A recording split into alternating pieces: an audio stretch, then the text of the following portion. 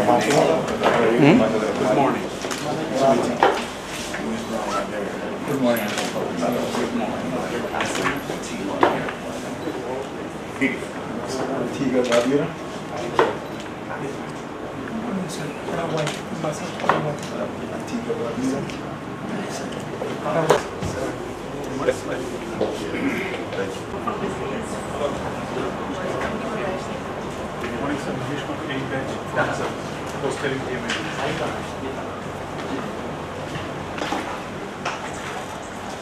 Good morning, Excellencies, and welcome to India and Election Commission of India.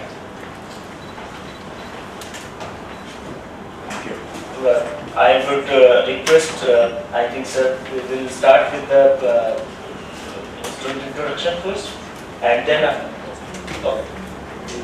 okay, introduce. Okay, sir.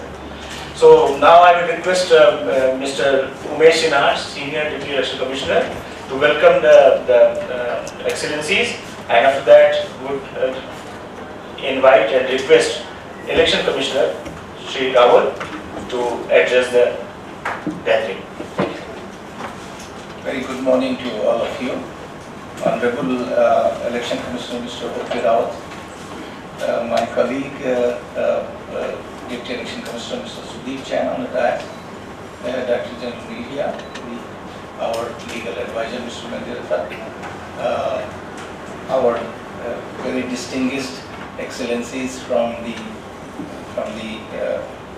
UN. It's a great privilege and honor for all of us to have you here in the premises of the Election Commission of India.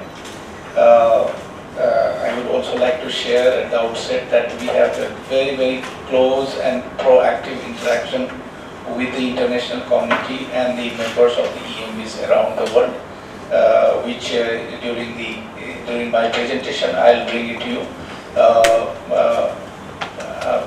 I would request Honorable Election Commissioner Mr. O.P. Rawal to kindly address you. Thank you very much.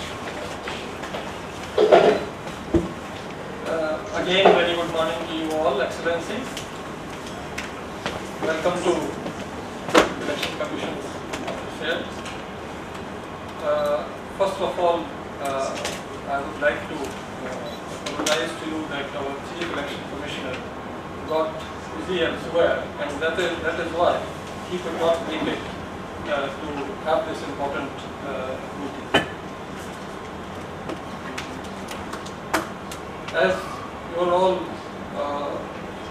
accredited to United Nations and as permanent representatives, you are ensuring on behalf of your country that UN activities get a push in your country, and in turn your country also gets whatever is their due in the Committee of Nations.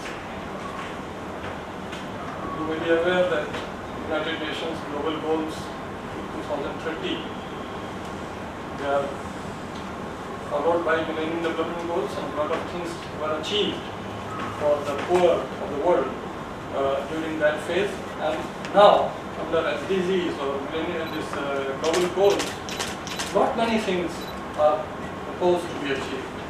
And as part of the developing world, we all have to ensure that our teeming millions, the poor, the downtrodden, they benefit from the activities under this program hugely.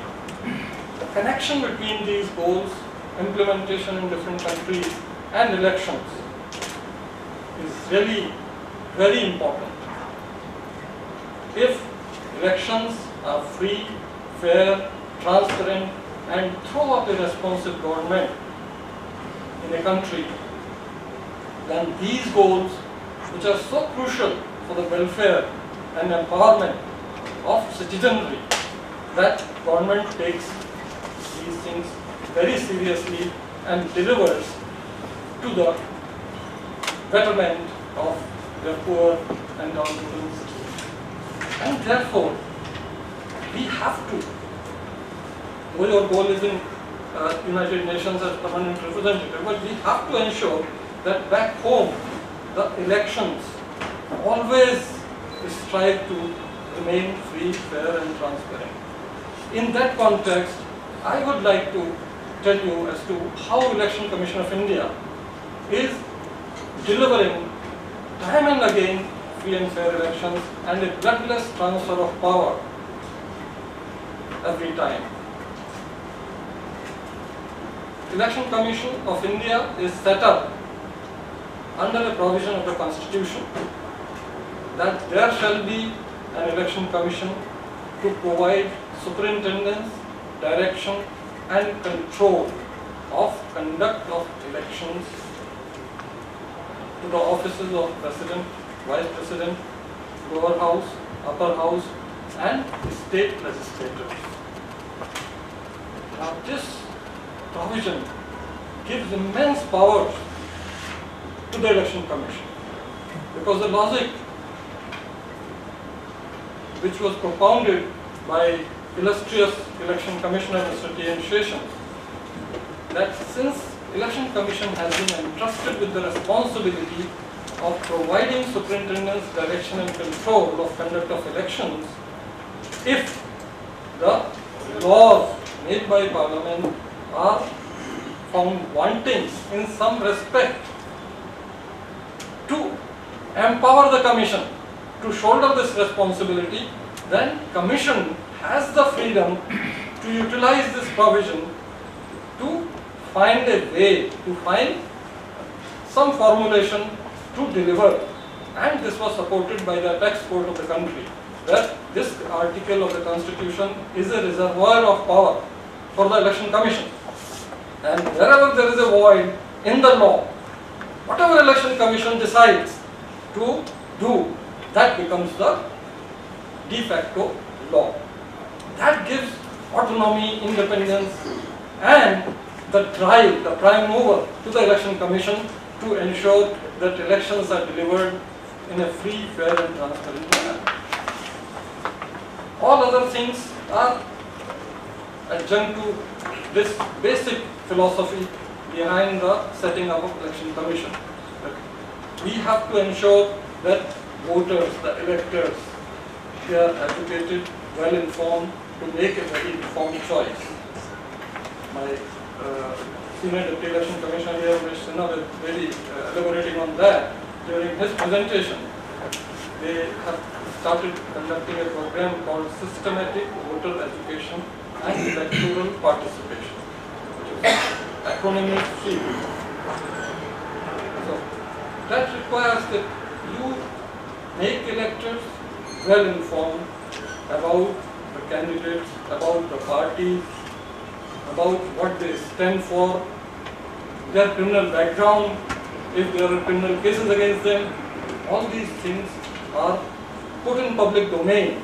But look here, this is the background of all the candidates and you have to choose among them to lead you, to represent you.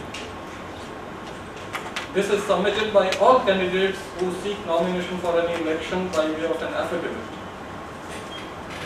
along with the nomination form. And this is put in the public domain. Then we have provisions for sealing on campaign expenditure, which are enforced through expenditure monitoring. And for that we have expenditure monitoring division in the Election Commission.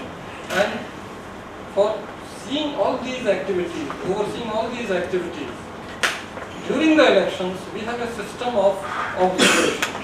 We appoint independent observers for overall supervision of the activities of campaign, of election management in the field, as well as we have police and expenditure observers. Police observers for maintaining law and order, ensuring that any violation of the law is brought to book, and expenditure observers are there to ensure that whatever campaign activities are carried out by various candidates and parties, the expenditure on those activities are duly reflected in their expenditure account, which needs to be submitted to the returning officer. And if they exceed the limit, the ceiling on election expenditure, then legal provision disqualifies them, their election will be set aside by the High Court in an election petition or even by the authorities. So that is about election expenditure. Then I would like to mention here our international engagement. Election Commission has been engaging with democracies abroad. We have signed MOUs with 20 countries or more, in the process of signing some more, for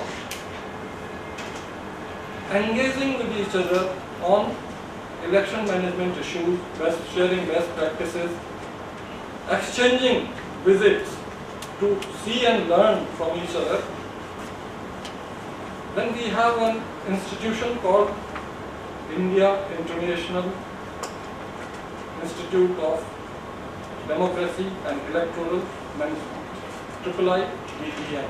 And Mr. Sudeep Jain, ECI, is the head of that institution, and a very nice edifice, a building has been coming up for this institution. This institution is conducting programs for capacity building of our election machinery as well as people sponsored by the international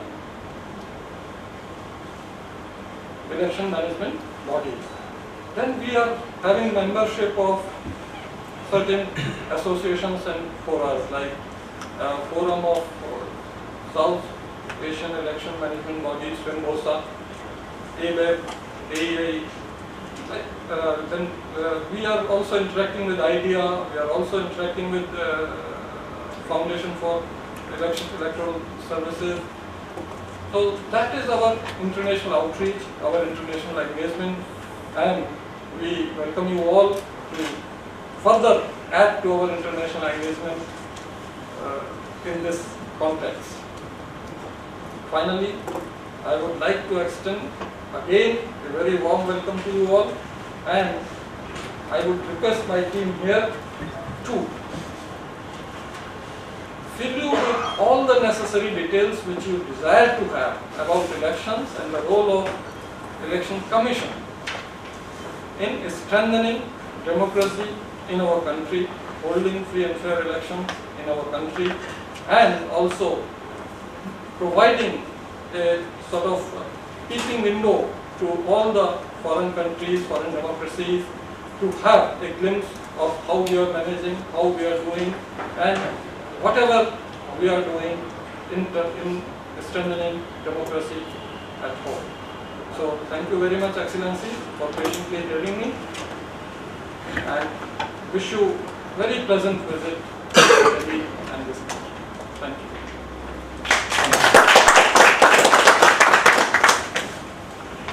Thank you very much, sir. You would like to make a small presentation? You have a film also?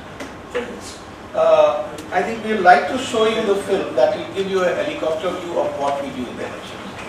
So that is a very short film, but it will widely cover how festive, how participative, how inclusive is our democracy, how we conduct our elections in such a diverse country with various kind of complexity and challenges, and social diversity, cultural diversity, linguistic diversity. So I will request you to see the film. Thank you.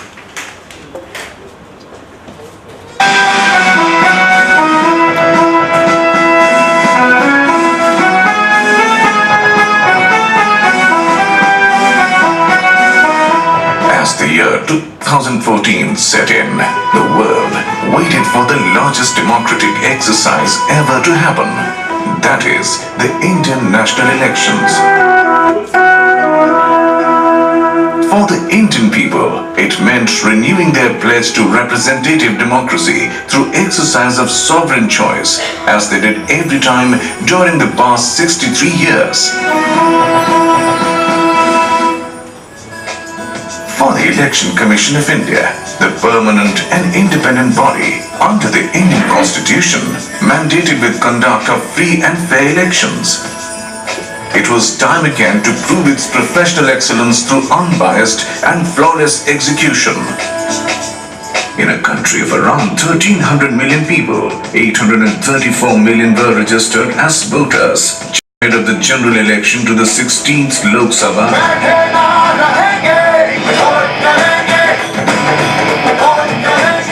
With this magnitude, diversity and complexity of demography, ethnicity and geography, many may not believe that the operations were led by a 3-member commission backed by a small secretariat of 350 officials.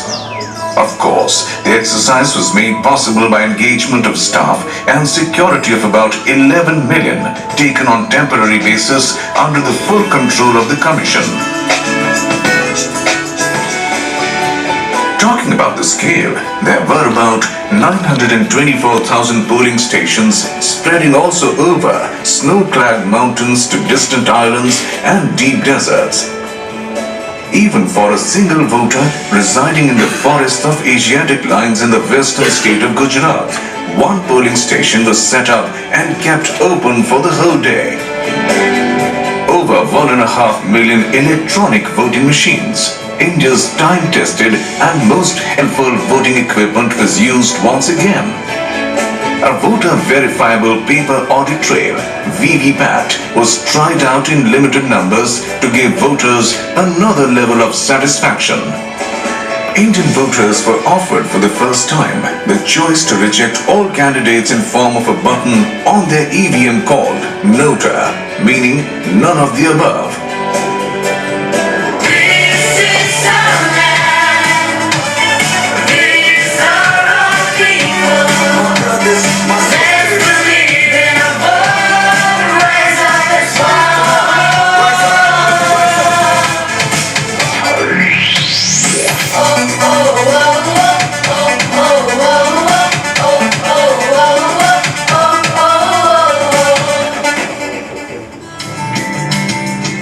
And material mobilization for these elections would be a nightmare for any event manager. There were challenges of terrain, inclement weather, absence of transport links, and threat of extremists at some places, which were handled bit by bit. Engagement of technology in all parts of polling process was a distinct feature of this election, including webcasting from a large number of polling stations. Campaign by political parties was colorful, replete with mega rallies, street corner meetings, and door-to-door campaigns, filled with wit and aggression, and at times deviating from norms. Social media was massively used by the campaigners both positively and not so positively. Commission and its officials maintained an eagle eye on possible violations of model code and any deviation from spending norms through numerous checks, squads, and surveillance teams. Let's go! My vote is my voice. My vote is my power. It takes just one. Election management in 2014 distinctively revolved around the voter.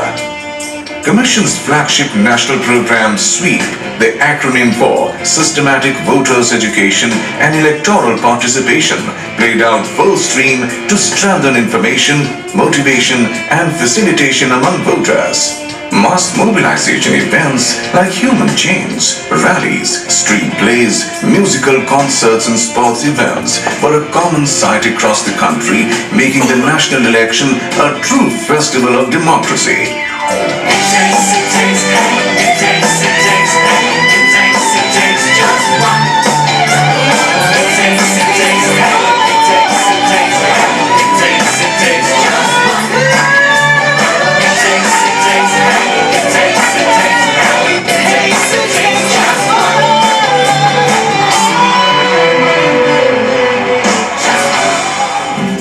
Then came the polling days when Indian voters, led by women, youth, and even the very old and differently able, turned up, beating hot weather and harsh conditions at many places.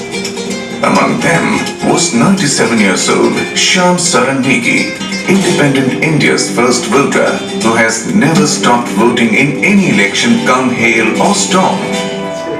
The highest ever turnout in an Indian national election was recorded this time at 66.4% compared to 58.19% in 2009. About 140 million more citizens voted in this election, showcasing democracy at its best. Women turnout increased from 55 to 65%. Undoubtedly, voting emerged as the new fashion statement with voters posing in ink selfies on the social media.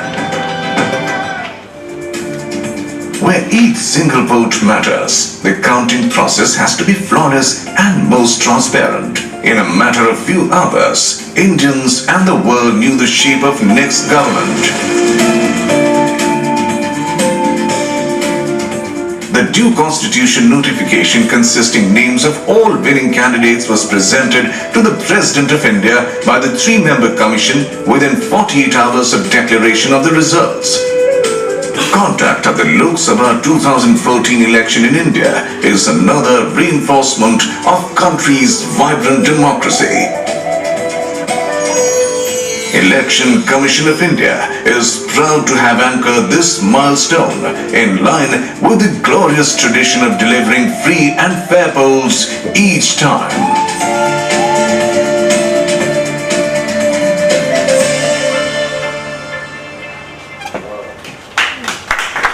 Here, before I make a presentation, I would like to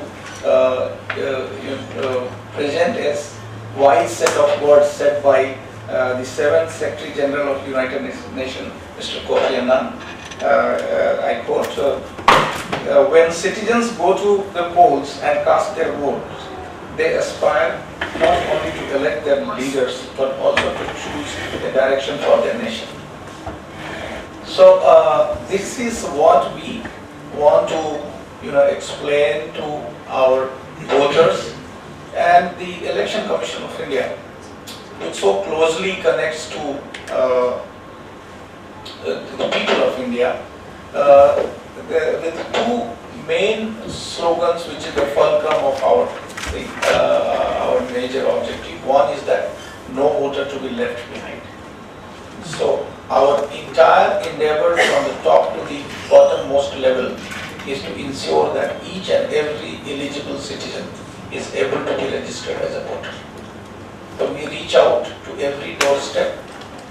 Our comprehensive voter education and sensitization program is for them to ensure that each and every member is registered as a voter who is eligible to be registered. The second major aspect is that whosoever is registered at the time of election is able to vote. So that for that we have another slogan: every vote counts. So the one side, no voter to be left behind; another side is every vote counts. Next, please. So here we understand that electoral system of India has so many times been set as a gold standard in the eyes of people and in the community of nations, in the eyes of the global EMBs, with multiple complexity, diversities and challenges thrown during the run-up to the elections. All elections have been getting better and better now. So the main reason which I understand that after every election the Commission does a comprehensive analysis. What are the lessons we have learned from the last election? What have been the critical gaps? And then our comprehensive exercise is done that these critical gaps are filled up in the next election. And then also we have a very comprehensive arrangement of deploying election observers from the senior most administrative officers of the country, from across the country. And we have multiple methods of monitoring the election. And the Election Commission sitting here in Delhi can see all the elections happening at the grassroots level, at the polling station level. So that's a kind of approach. Next, here as stated by our Honorable Election Commissioner, that our bottom line is free, fair and peaceful election. but that is not enough. Beyond that, we want that our elections, electoral process should be totally transparent, credible, it should be inclusive, so that we are able to have all special facilitation for the gender, for the persons with disability, senior citizens or persons who are sick and ailing. And we do care for all such category of the voters. We make effort that every time elections are held, we are able to enhance the turnout of the voters, so it becomes more participative, so more gender and PWD friendly. We are able to create a very strict regime of the, for the potential violators and anti-social elements. So nobody is able to in any way influence our election.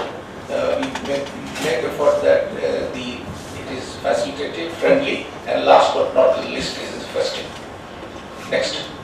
So if you see the magnitude of the electorate, I think this is just for giving you a view of what kind of electorate we have. So if you try to match with the entire Europe or entire Africa or North America or South America or even the North and South America compared, even that does not measure the size of the electorate which we have. The 840 million now, I think we monitor in real time, and it is now about 865 million. So and that is each and every elector is totally online on our portal. We can see that who is the next voter, who is just registered. So that's the kind of digital platform we have and connectivity we have. Next. This is about the number of polling stations. I think now it has come close to about 1 million. We deploy about 1.5 million, and the Commission has taken a new decision a few months ago that now all the elections would not only have the electronic voting machine, but they would also have a paper audit trail, which is known as VVPAT, voter verifiable paper audit trail. We deploy our staff and security personnel at tune of about 11 billion, and more than 1,000 observers deployed in the last national election. 464 political parties they participated in the elections. Although we have about 2,000 parties which are registered with us, and more than 8,000 candidates participated. So this is the framework of our election commission. It's a constitutional body. It is totally independent and autonomous body. Our electoral roll is a huge electoral roll, totally online now, and all the facilities. I'll elaborate on this later. Then we have political parties. We have 1 million polling station, and the record of conducting peaceful elections, the 16 parliament elections, 337 provincial and state elections, and 14 presidential and vice presidential elections. Next. So, as told you by our honorable commissioner, our constitution itself gives the entire power of superintendence, direction and control of two things. One is the preparation of the electoral roll, and another is the conduct of all elections to the parliament, to the legislature of every state, and to the offices of the president and the vice president. And to underline the importance of the Election Commission of India, on 25th January, when the 26th January was the day for the first Republic Day celebration, on 25th January itself, our Election Commission was set up. So that was the kind of, their benchmark and standard made for the Election Commission of India in the eyes of the founding fathers of our democracy. Next. Here again, things which are very, very important. One is that the Election Commission has the power for the superintendent's direction and control of the elections, of the national election and the state elections. Apart from that, it also provides that the president and the governor of the state, they are obliged to provide as much staff as the commission wants, desires. So, and also it's a special feature that those who conduct the elections, they are on the role of, they are on deputation to Election Commission of India. So once they are here, they are acting our staff, and so including the security forces. So that's a very special feature. And third, it's a very important feature again, that no election shall be called in question except by an election petition. So once the electoral process is set in motion, it cannot be challenged in the court of law. So that's a very, very unique feature, and that's why our elections have been always so smooth, and only after the conduct of election, the election petition can be moved within 45 days of the declaration of the result. So that gives a very, very smooth, space for the Election Commission of India to conduct the election. And in the process of conducting the elections, announcing the date, schedule, and all other arrangements, election, there is nobody who can in any way influence whether it's the central government or the state government. It's a totally independent, autonomous institution, and it doesn't need to take any instruction from anybody. Next. So in our setup, we have our Chief Election Commissioner and 2 election commissioners. At the moment, we have only 1 election commissioner, and Mr. A.K. Jyoti as the Chief Election Commissioner. And here again, the importance has been given that our election commissioners and chief election commissioners, they are at par with the judges of the apex court of India, that is the Supreme Court of India. So and next. So election commission is fiercely autonomous, enjoy the status of the Supreme Court. It is not a regulatory, but also it's an election management body which actually conducts the election under its own supervision. It has a sole authority over the bureaucracy during the election time. Also in India, we engage the government officials to conduct the elections or the process. So that they are total under control and command of the commission. Also, there is a full control over the police and paramilitary forces during the electoral process, and as much force we require to conduct our peaceful election, the central government and state government are obliged to do that. Next. So this is the structure. We have the national level, we have the Election Commission of India, and at the provincial level, we have every state and union territory, we have a chief electoral officer who is a kind of extension of the Election Commission of India and a branch office. And then at every district, we have a district election officer. We have about 600 district officers. Then we have assembly constituencies, which are the core unit of electoral units, and we have the polling booth at the grassroots level. At every booth, we have a booth level officer who all the time looks after the arrangements of the polling station, or the registration of the electors, and also at the time of election, he helps in conduct of the election. Next. So these are basically building blocks of the electoral governance, the autonomy and independence of the commission, freedom from any kind of influence, holding the free and fair election.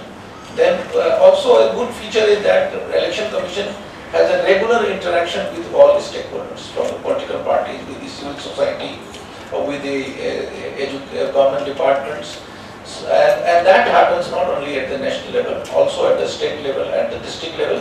So our officers are mandated to have a continuous feedback, suggestion, and consultation with our stakeholders, and so we have a very good team of capacity building of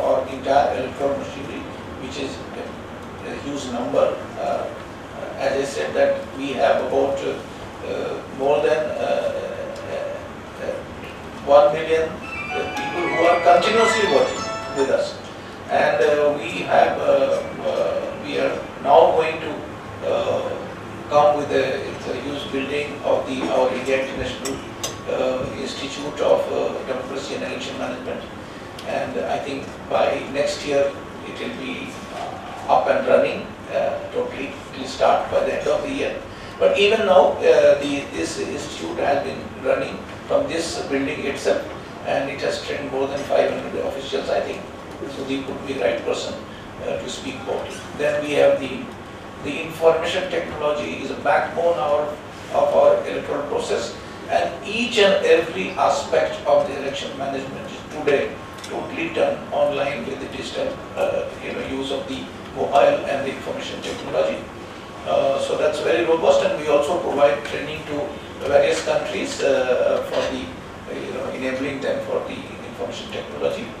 Then election expenditure monitoring is again a very important aspect. All of you would be knowing that I think muscle power and money power, probably these are the two most important obstacles in the way of conducting elections, and we are very conscious, and we have made a very comprehensive arrangement.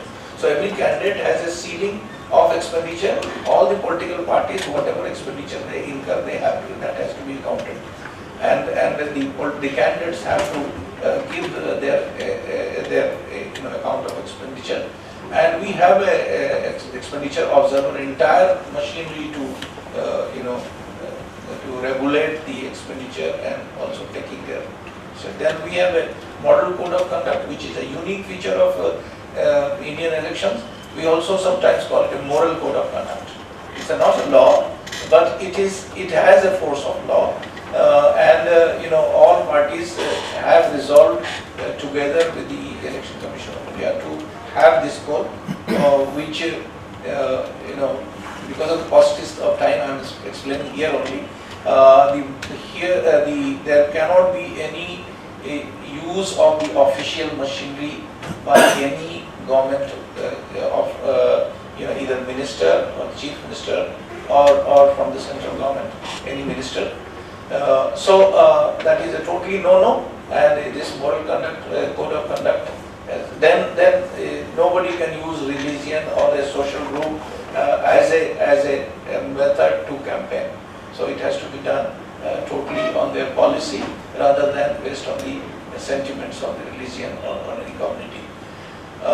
Then electronic voting machine, it's a machine of pride for us. It was introduced way back, and it has totally been stabilized. Not only that, we are going to use the VVPAT.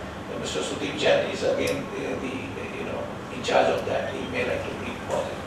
And then the assured minimum facilities is provide systematic voters education and electoral participation. We nickname as SWEEP. Is a very sweet component of the entire electoral process for the voter education and awareness. We call it a silver lining in our entire electoral process. Our entire electoral process has become so festive and colorful thanks to SWEEP, and the participation has also been enhanced. Next. So parties we have already stated, the number keeps on increasing. Almost every second day we register one party. So that's the kind of liberal attitude of the Election Commission, and so the process of registration of parties. The parties also have their layers depending on their performance in the elections. They gain the status of the state party or the national party. So they have registered the state party and national party. Next.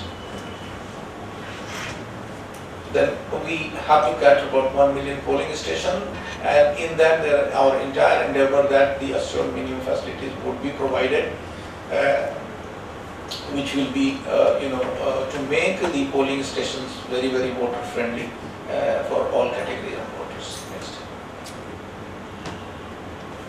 So these next. You can see that I have the glimpse of what we have, and these are the basic minimum which we have to be provided at every polling station. Next.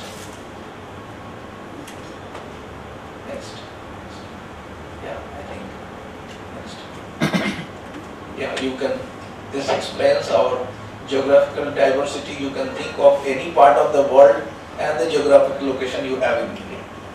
Any part of the, that kind of ethnic diversity you would find in India. And so every 25 kilometers the language changes. So vernacular changes. You can understand and how we cater. Our entire electoral roll is maintained both in the regional language and English, and all our voter education are there. They are done considering the culture, the language, and the local needs. And the resource mobilization definitely is a big challenge, and we meet all those challenges. Next. Yeah, we have this. Next. The electoral roll, I think, is another silver lining in our work, that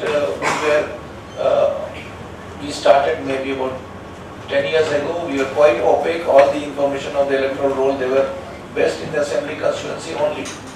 Then it became online, it became the district level, then it went up to the state level. And we are very proud that the entire country's electoral roll is totally available here online. And all the services are today available online, whether it is registration or the change of address or the correction for all categories of voters. We have all the 1 million polling stations dotted on the Google map, and you can go to any, for the entire country, you can go like a helicopter, you can reach up to any state, district or assembly constituency to the polling station. And even when you click the polling station, you know about all the officials, the entire section of the polling station, the entire voter list there.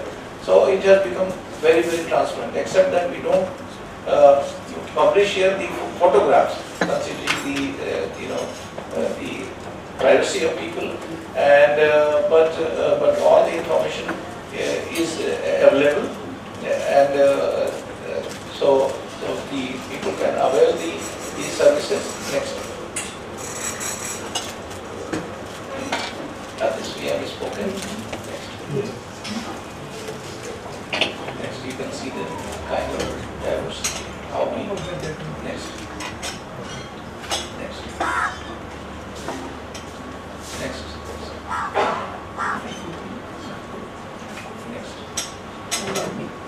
Yeah, so the literature which you use in different languages.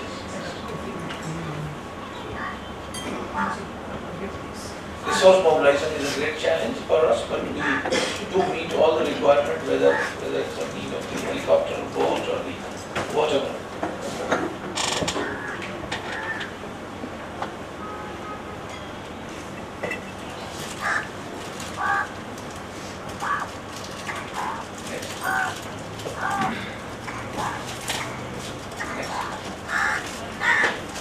Yeah, this is a good quote. Our Supreme Court, our courts have been very, very supportive, and it's a quote from the Supreme Court judgment that, as sir told, that if there is any blank area whether the law is not so explicit, in that case, whatever directions and the instructions of the Commission, they have the force of law, and it is interpreted even by the Supreme Court. Okay, next.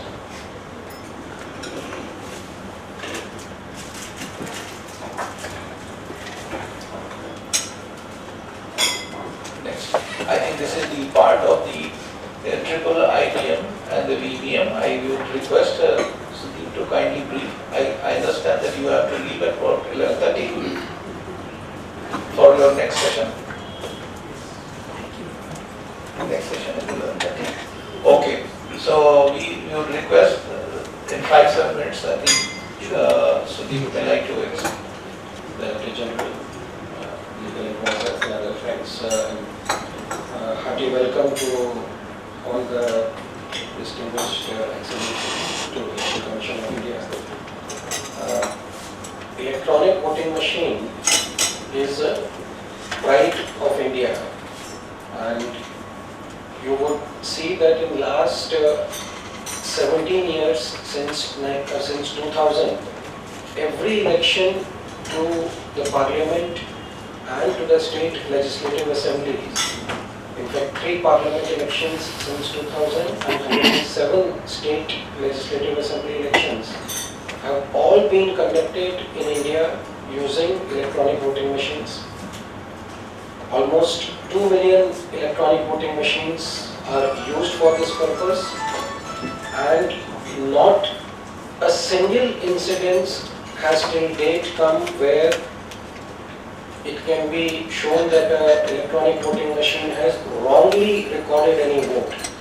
So it has stood the test of time, it has stood the judicial scrutiny, and it has been accepted by the people of this country, all the voters, and they fully accept, yes, the kind of results this electronic voting machine gives. In fact, there have been a lot of improvements which have come in the system since we moved from ballot paper to electronic voting machines. And just to quote one major improvement, while ballot papers, there used to be cases of votes getting rejected because the marking, manual marking, either if it is not properly aligned, it is in between the 2 candidates, or when folding, the impression comes on a more than 1 candidate. So almost 1,000 to 2,000 votes per assembly constituency used to get rejected when ballot papers were used, and you can imagine that there would be several cases where the winning margin itself would be lower than the number of rejected votes. With the introduction of electronic voting machines, there is not a single vote which gets rejected. Every vote gets properly recorded and gets counted, and it has eased the entire process, smoothened the entire process, and that's why it has been accepted throughout. Now, we have in fact introduced a complete verifiability in that process with the introduction of voter verifiable paper audit trail. This is a printer which is attached to the ballot unit, where moment the voter casts his vote, a printed slip is there in the VVPAT machine, and for 7 seconds it is visible. The voter can see the name of the candidate, the symbol of the candidate, and the serial number, so that he is able to verify that yes, the vote is recorded to the candidate he has actually voted. He cannot take the slip because that violates the secrecy of ballot. He can only see that it is printed, and then it gets stored, and which can be counted if required, if there is any kind of a dispute. We can also, in case time permits, we will be able to in a minute or two show you the EVM and the VVPAT which we use. It's just kept outside, so I will not take more time on that. Coming to IIIDM, India International Institute of Democracy and Election Management, this was started in 2011 and has been functioning since then in this building. It's the only institute in the world of its kind, an international institute which is a part of an election management body. So Election Commission of India runs this institute. It is ECI's institute, but it not only takes care of the entire capacity building and training requirements of almost 11 million officials who are deployed in the conduct of Indian elections.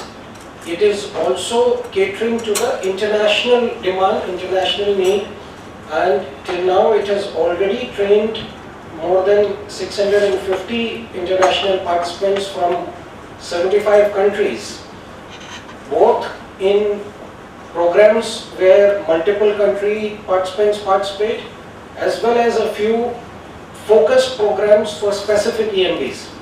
We have conducted a program in Georgia for the Georgian EMB officials. We have conducted a program at Delhi here in IIIDM for Afghanistan EMB officials, and we are open to support any EMB, any election management body in either multiple country programs, where we share with you, we mail you the calendar of our international programs, and we'll encourage that you can kindly nominate, ask your EMBs if they would like to participate in any of those programs, they can nominate their officials. At the same time, if there is a specific program required for a focused program with the EMB, we are always open and we'll be willing to support.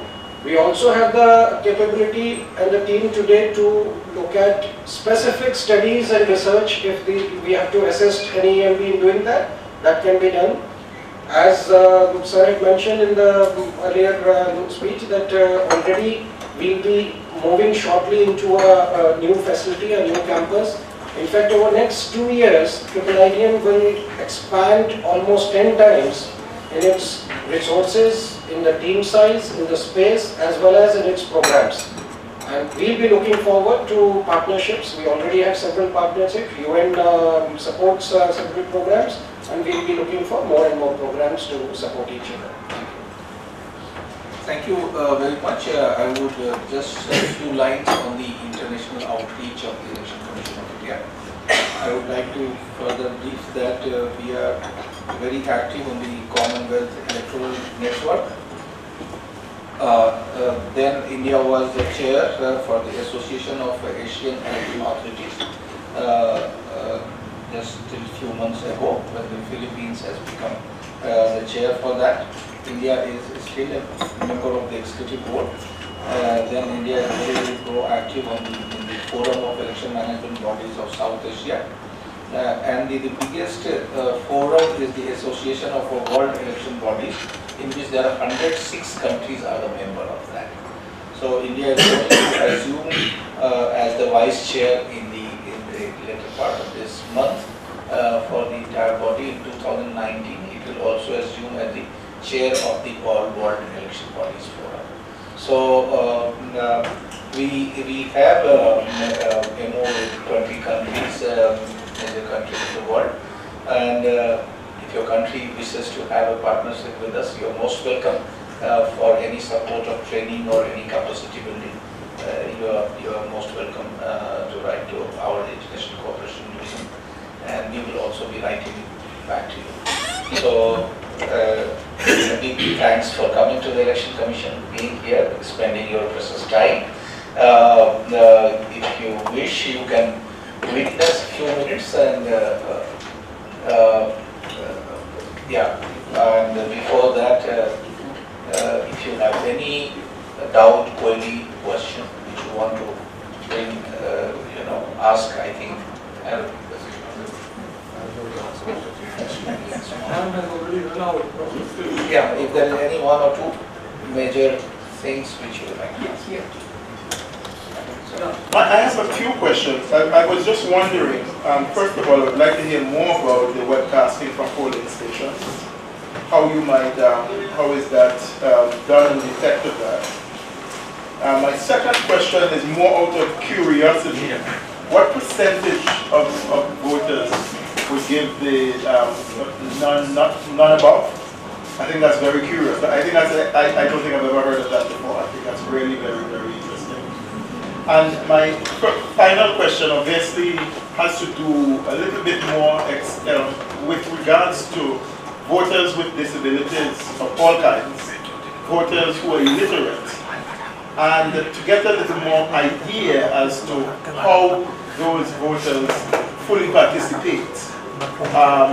Persons who are blind, persons who are hearing impaired, access for wheelchairs to voting stations, and as I said, persons who are illiterate, and so on, and to get some information on those. So those are my three initial questions that we have time for, and I would just love to hear some further expansion. And the final one, sorry, voters outside of India, do they have any right of voting? People who live in the diaspora? Yeah, they have a right. They can register on the address which is in their passport. In that constituency, they can register as a voter. Okay. Only thing is that they have to come here and vote at the polling station where they are registered. But we are in the process of providing them some facility of proxy or something which is on way. Which is what? Which is on way. It will take some time, but the light of the day is very clear that it is coming. Webcasting is done from those polling stations where internet facility is available, it has cameras placed, and then through web streaming, it can be seen by the Chief Electoral Officer in the state, by DEO, by the Election Commission here in Delhi. And that really gives you a view of every polling station where the webcasting arrangement is made. None of the above doesn't have any consequence as of now. It is only counted. So the percentage is not rising. It may be It was 0.97% Yeah. in the parliament election last one. Yeah, so it's not even 1%. And for differently able, like for physically disabled, we have arrangement of wheelchair. For blind, we have these things made in braille, and some assistance of an able-bodied person of his choice or her choice to passport, to carry him. All those things are there, and in fact we have the identification before the polling, so that we know what kind of disability this voter has and what kind of arrangement will be required to be made to facilitate this person to come to the polling station and vote. That really is standing them in good stead.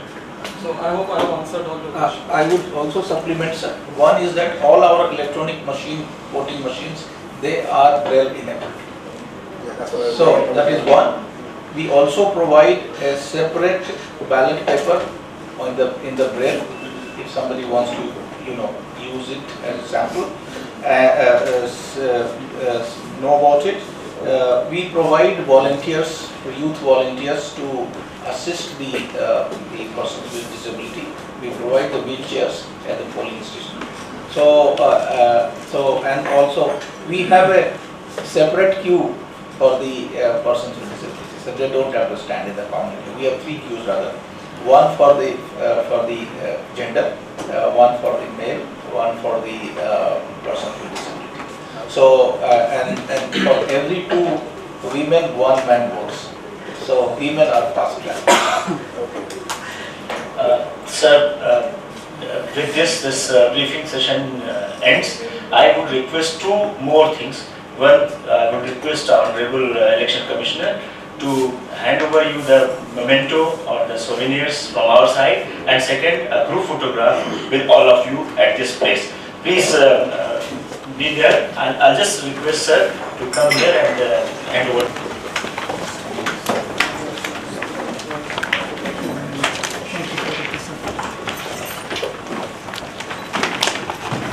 Very nice question.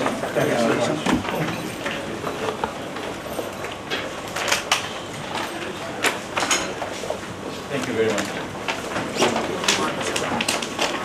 Thank you very much. Thank you so much.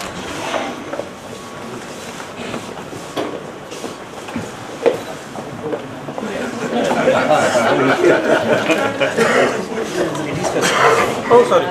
Ladies' car. Ladies' car. This is for ladies.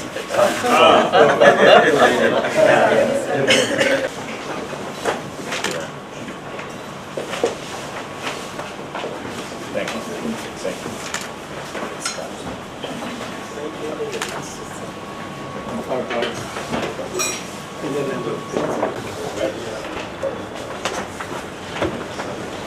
I'm sorry, I couldn't take your question because of the paucity of time. Thank you very much. Eight seconds. Come and sit here.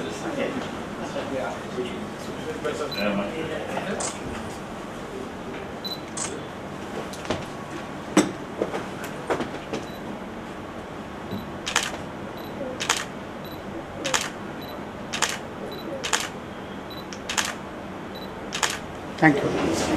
Vote to know what I vote for. Candidates in braille and the serial number. So from there you can find out which serial number you want to vote for. Yes. And then you choose the serial number here. So these are the serial numbers? Yes, these are the serial numbers. I see. Okay. Okay. That is interesting.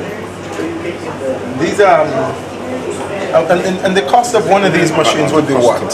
So the cost of complete one set is 550, approx $550 US. 550 US dollars. That's it? Yes, sir. Including With what? the printer, the ballot unit, and Really? the control unit. Really? So each of these go with this? Yes, sir. So each one has a printer? Yes, sir. Each one has a. And it's $500. That is a remarkable price. Exactly. $550.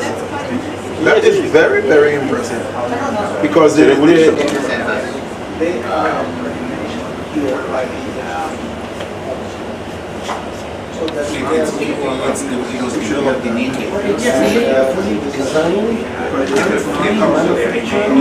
We have a patent for this, and it is manufactured only by our public sector undertaking. There are two public sector undertakings. The government public sector undertakings. Only these two things are manufactured. The other question I have was, what are the risks, or how do you prevent risks of hacking? So this is not connected with internet. This cannot connect to any wireless device. It cannot connect to any wired device. Only a ballot unit